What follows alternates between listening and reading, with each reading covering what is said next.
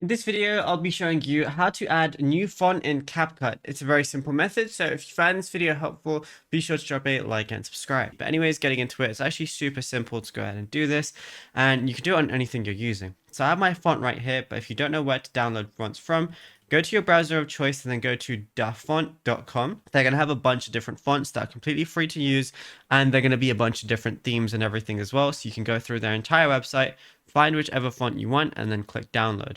Once you download it, it's going to be a zip file, which you're going to have to extract, and then it's going to look like this. So when you open it up, the folder is going to look like this, and then all you want to go ahead and do is double click the OTF file, go ahead and press install, and then that font is then going to be installed on your device. So now it's Weghorst, right?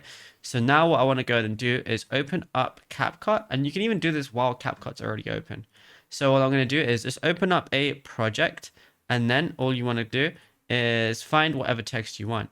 Now click on the text panel, then go over to the font section. So we're just going to go ahead and find that area, and it's going to say system right now. But what I could do now is search for that font. So I'm going to type in Weghorst. And as you can see, the font is right here, and then that's it. You'll be good to go. Now, if you found this video helpful, be sure to drop a like and subscribe.